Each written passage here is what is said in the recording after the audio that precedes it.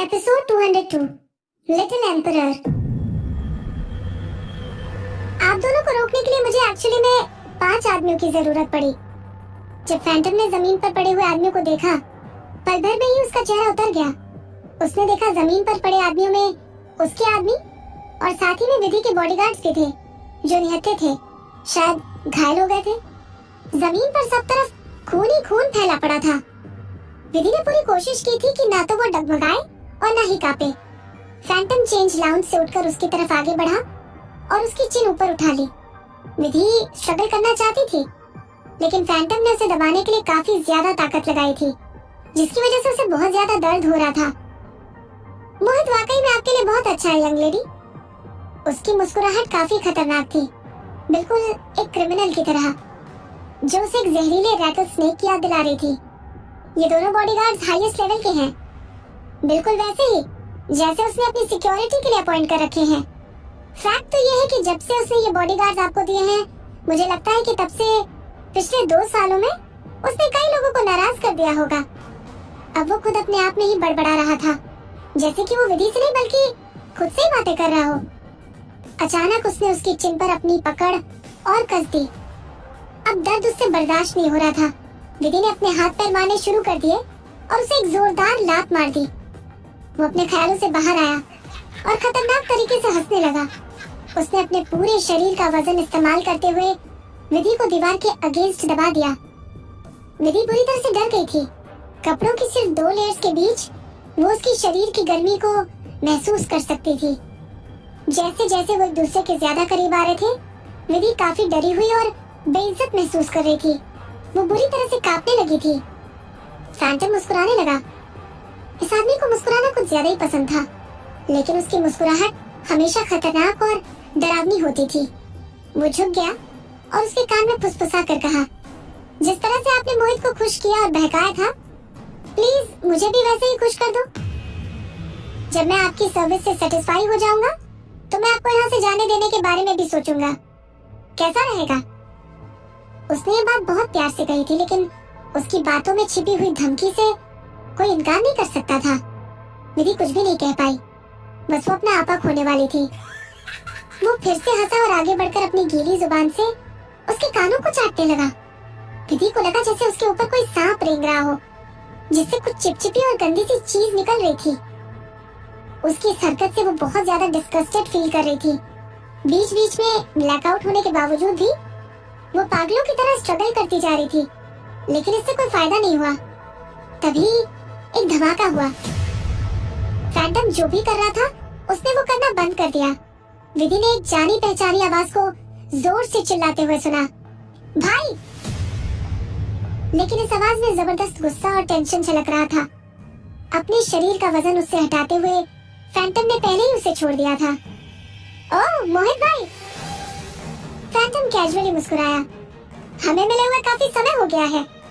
विधि जमीन पर गिर रही थी, लेकिन फिर भी उसने खुद को सीधा खड़ा रखने के लिए अपनी पूरी ताकत लगा दी थी। अचानक करीब आधा दर्जन लोग कमरे में घुस गए। उनका लीडर मोहित था, जो कि अब बहुत खतरनाक लग रहा था। उसने अपनी मुट्ठियां बीच रखी थी और फैंटम को गुस्से से देख रहा था। फैंटम के आसपास के लोगों ने मोहित को बहुत कर्टसी के साथ हाथ जोड़कर नमस्ते किया। नमस्ते मोहित भैया जी। मौका मिलते ही विधि ने अपने कान को पोंछ लिया। वो उसे तब तक रगड़ती रही जब तक कि ये लाल होकर दुखने नहीं लगा। ऐसा लगता था जैसे कि ये गंदा और चिपचिपा सा टेक्सचर उसके कान से कभी निकलेगा ही नहीं। उसने एक दूसरे के अगेंस्ट खड़े इन दोनों आदमियों की तरफ देखा, आउटगोइंग और पॉजिटिव मोहित और ये घटिया आदमी फैंटम। कौन कह सकता था कि वो दोनों भाई थे? कोई आश्चर्य नहीं कि फैंटम उसे इतना जाना पहचाना सा क्यों लग रहा था। हालांकि मोहित का लुक मिक्स ब्लड टाइप का लुक था, जबकि उसके भाई फैंटम का लुक पूरी तरह से ओरिएंटल लुक था।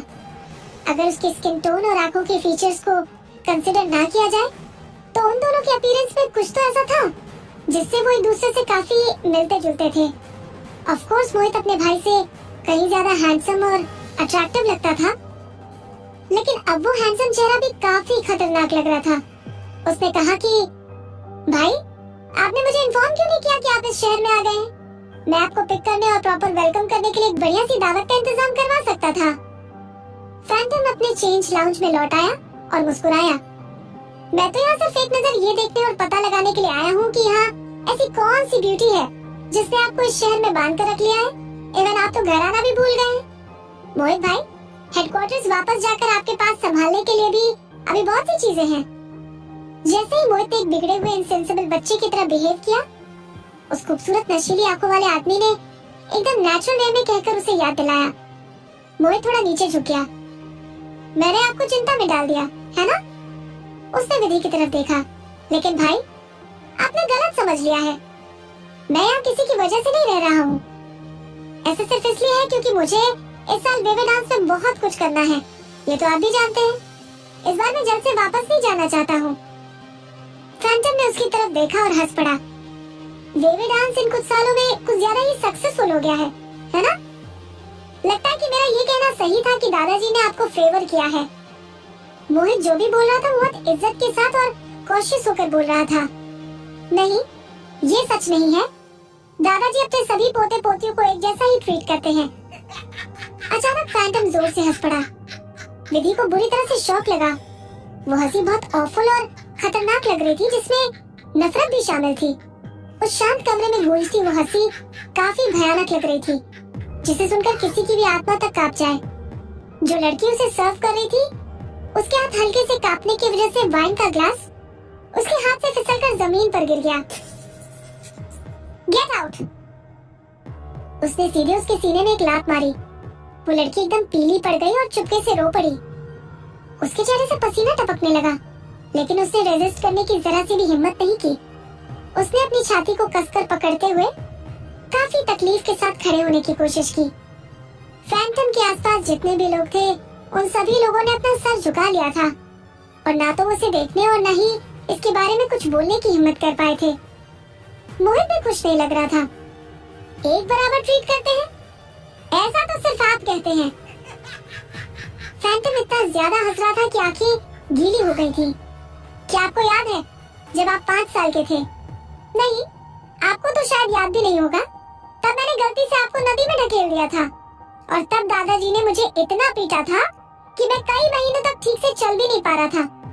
उसी के अगले साल आपने ताऊजी के एंटीक स्टोर में आग लगा दी, लेकिन दादाजी ने बड़ी मुश्किल से आपको थोड़ा बहुत लेक्चर दिया ही था और उसके बाद उन्होंने खुद ही आपकी तरफ से ताऊजी को कंपनसेट भी किया था। अब उसने मोहित को गुस्से से घूर कर देखा। एक जैसा treatment? What a joke! Mohit ने अपने होठों को कसकर खींच लिया। वो अब कुछ और ज्यादा कहने को तैयार नहीं था। विधि ने गेस किया कि शायद मोहित को पता था कि ऐसा कुछ भी नहीं है जिसे कहने से वो सिचुएशन को रिकवर कर सकता था। प्रैक्टिकली फैंटम एक अनप्रेडिक्टेबल सनकी आदमी था।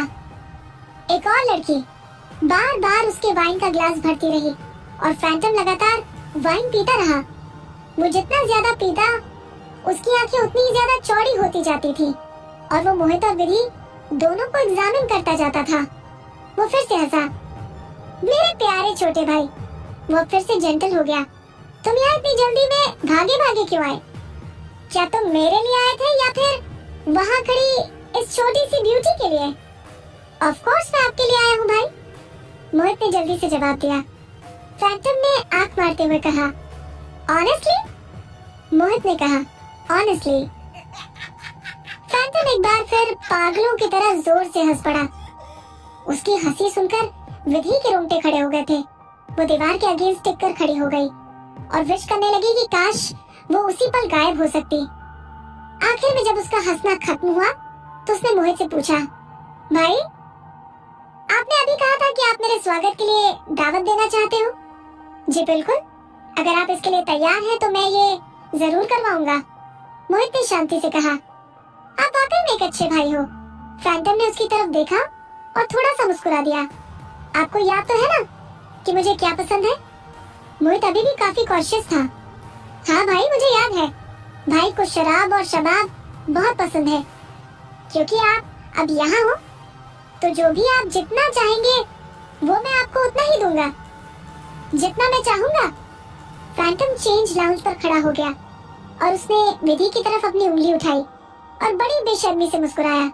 अरे तुम खुद को परेशान मत करो, मैं तो उसे ही अपने साथ ले जाऊंगा।